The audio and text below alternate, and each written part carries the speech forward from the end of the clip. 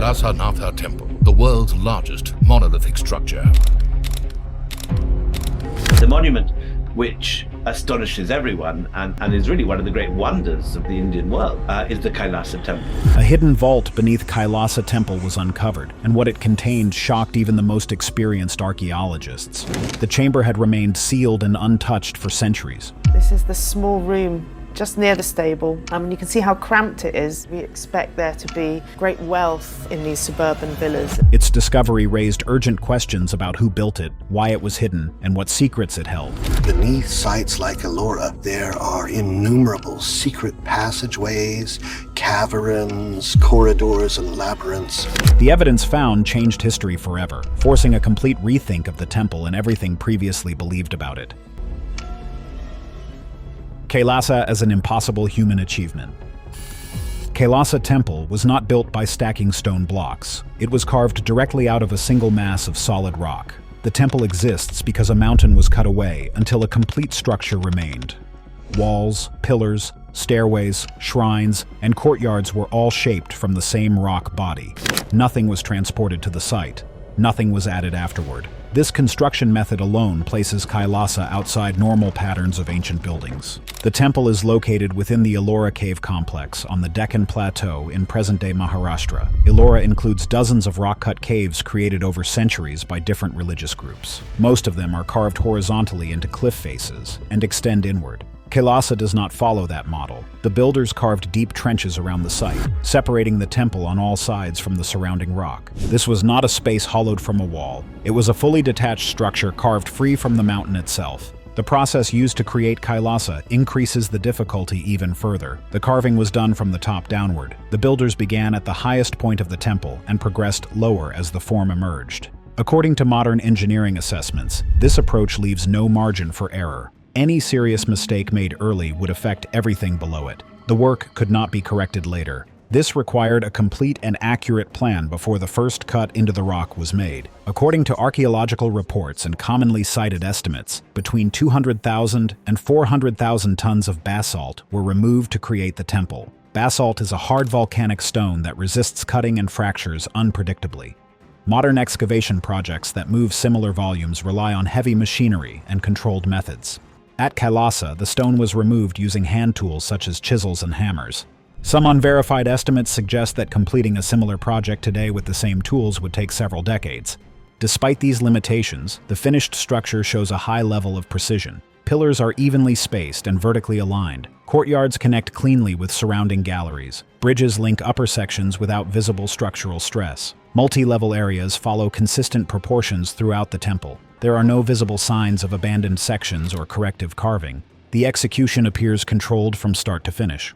For a monument of this size and precision, the lack of clear explanation becomes difficult to ignore, and the silence surrounding its creation begins to raise more questions than the structure itself answers.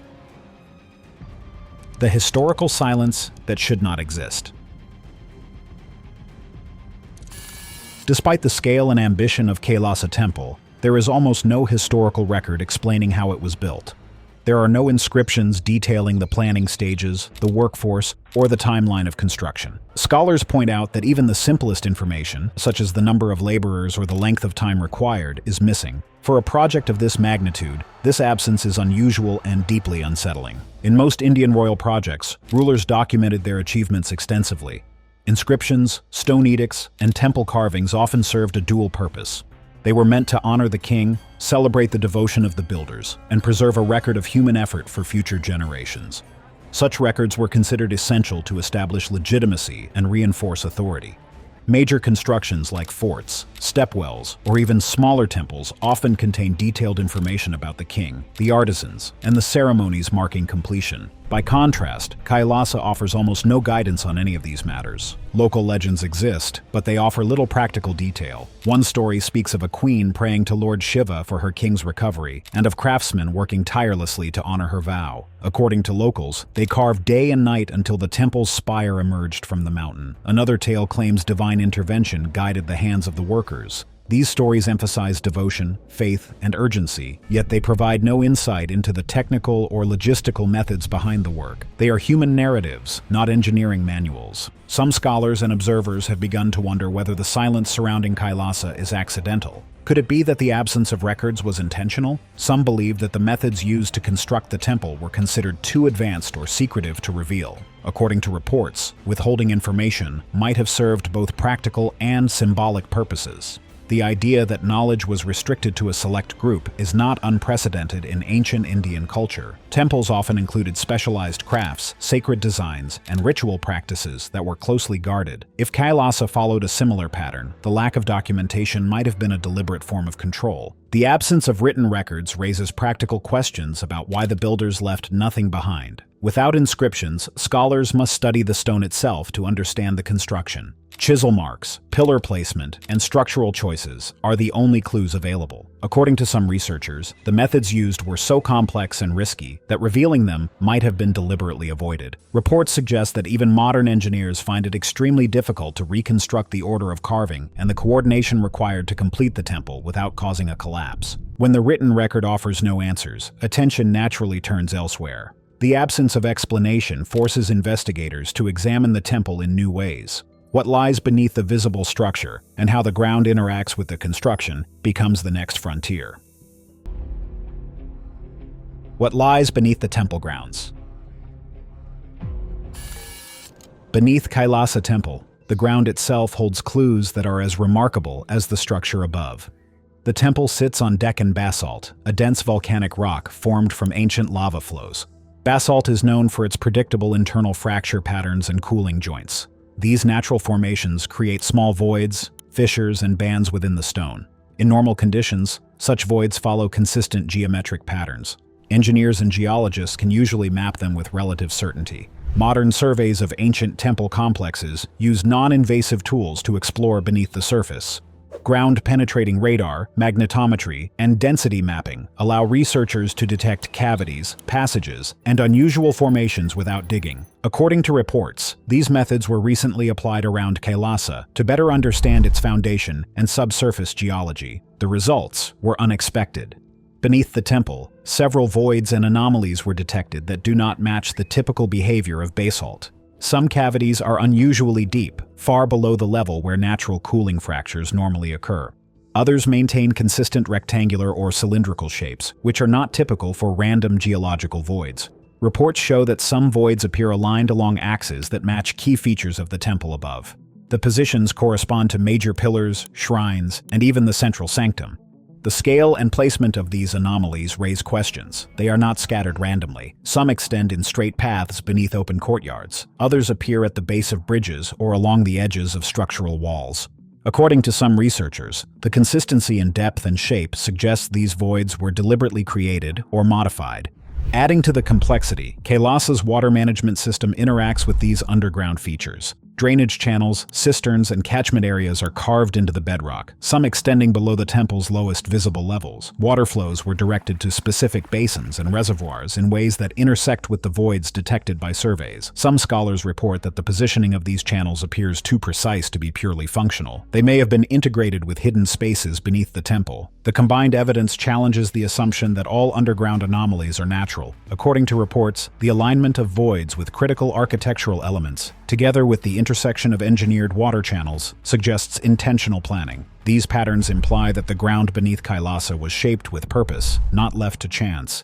At this stage, coincidence becomes difficult to defend. The natural basalt structure alone cannot explain the arrangement, depth, and uniformity of these features. The evidence points toward deliberate action. The ground beneath the temple may hold secrets that were never meant to be seen, and the search for what lies below is no longer just geological. It is an exploration into design and intention that predates any written explanation.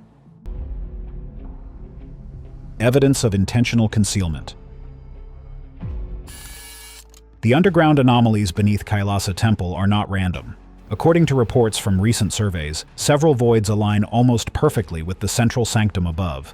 These alignments suggest careful planning. The positions of the voids correspond to key structural points, including the main shrine and surrounding halls. Some researchers believe this vertical consistency is unlikely to be accidental and points toward deliberate concealment.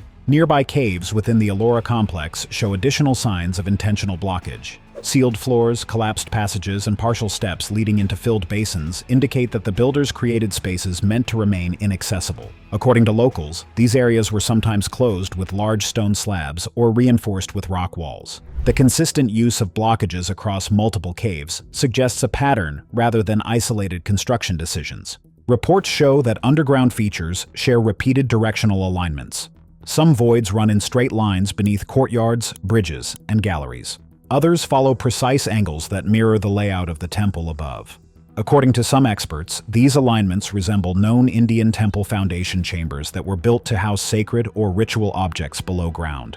These chambers were never intended for public access and often served as structural stabilizers or hidden ritual spaces. The tradition of underground ritual vaults is well established in Indian architecture. Some temples contained mandapas or small sanctuaries beneath the main floor. These were functional and symbolic spaces designed to hold offerings, sacred objects, or ceremonial installations. In many cases, these chambers were deliberately concealed to preserve their sanctity. At Kailasa, the voids beneath the surface match these practices, but on a much larger and more complex scale.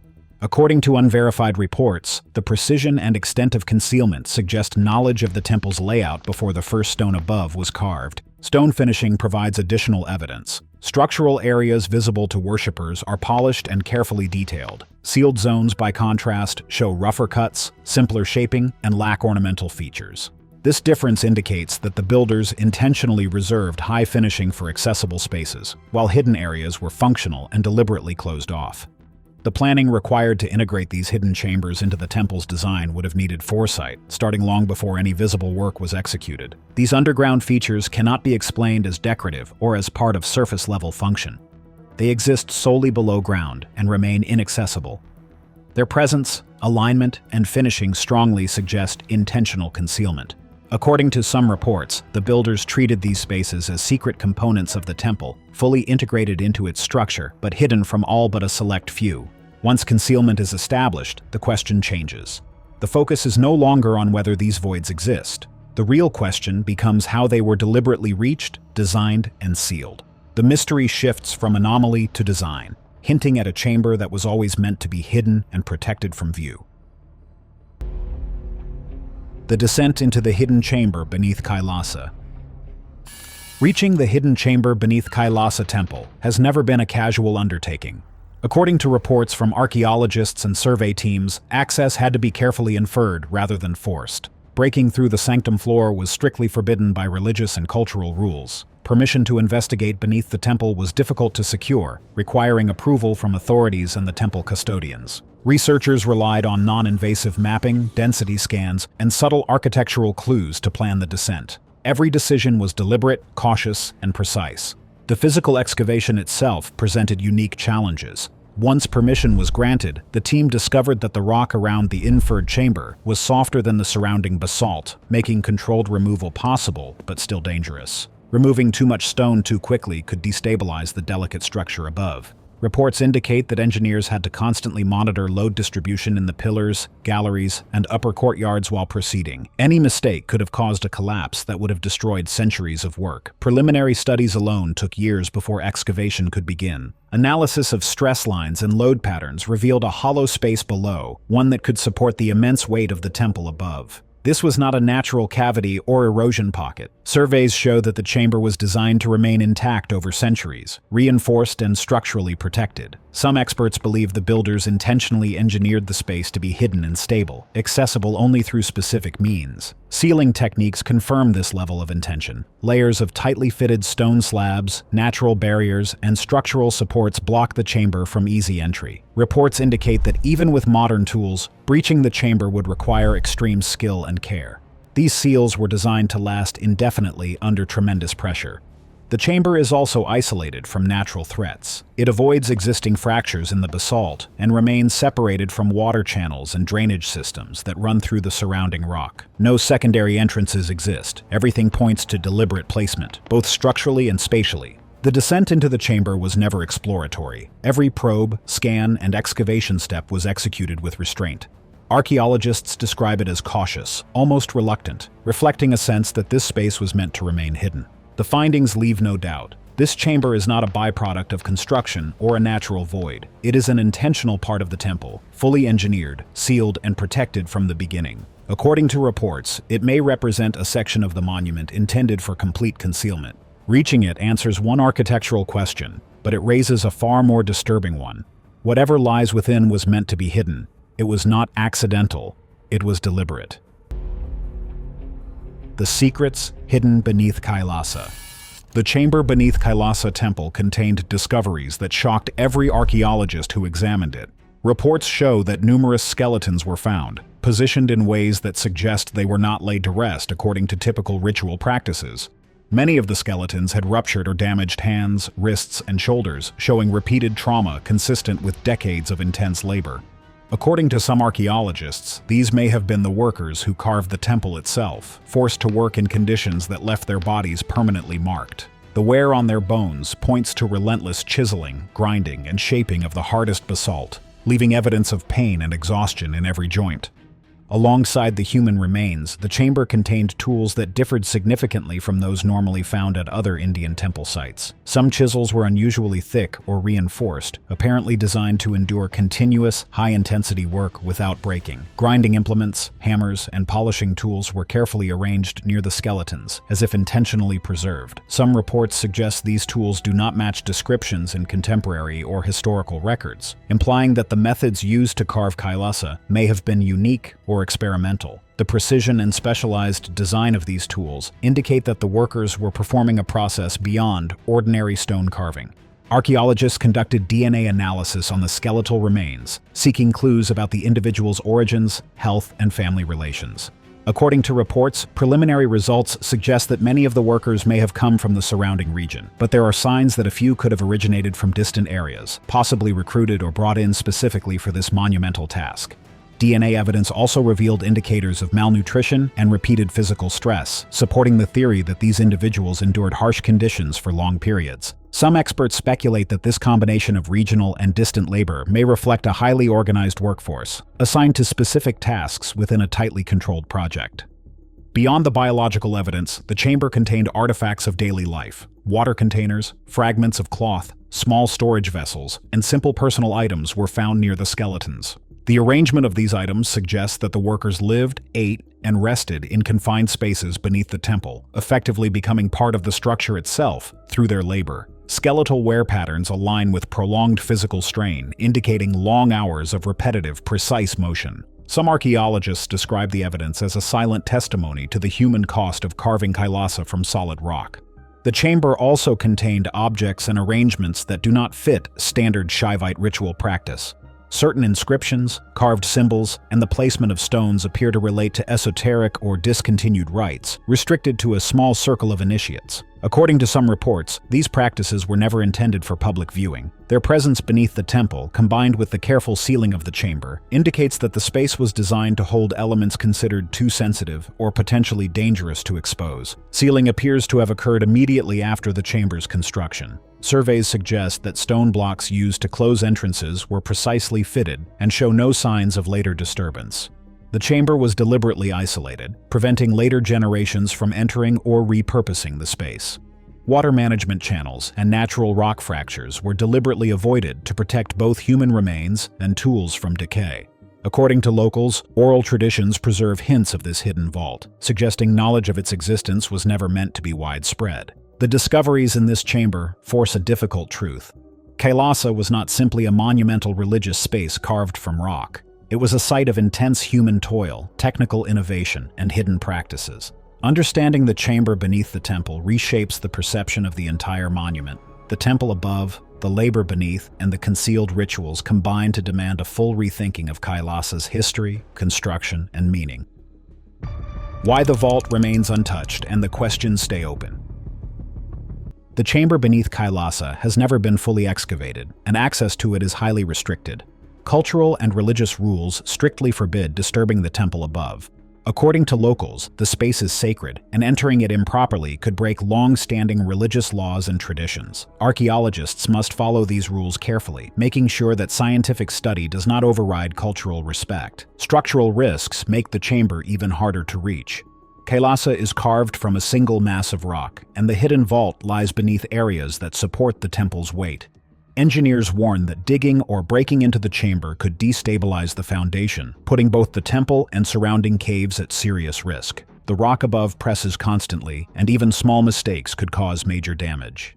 These dangers make direct entry technically unsafe. Ongoing worship adds another layer of difficulty. Devotees continue to use the same spaces for rituals that have been performed for more than 1,000 years. Archaeologists cannot conduct intrusive work without disturbing the temple's function.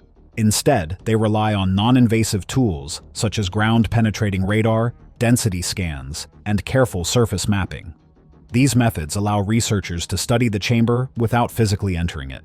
Ethical considerations are also critical. The chamber contains human remains and historic artifacts. Archaeologists understand that their work is not only about uncovering information. Respect for the people who lived and worked at the site, and for the continuing traditions connected to it, is more important than exploring every secret. Disturbing the chamber could destroy important evidence or cause harm. Restraint protects both history and culture. The chamber was intentionally designed to remain sealed and private. Some parts of Kailasa were never meant to be fully revealed. Observation, careful documentation, and indirect study provide valuable information about the chamber's layout and contents without breaking ethical, cultural, or structural limits. The questions that remain are specific and pressing.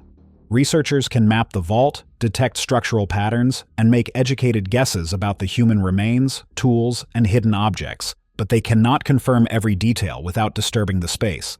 How were the workers organized? How long did they live and work in the chamber? What exactly do the concealed symbols, artifacts, and arrangements reveal about the temple's hidden purpose? Kailasa is not unresolved because it failed to explain itself. It remains unresolved because it was never meant to. The chamber's design, combined with ongoing cultural, ethical, and structural limits, ensures that its secrets endure, challenging anyone who seeks full access to what lies beneath. If you enjoyed watching this video, hit the like button and subscribe to this channel to get more videos like this.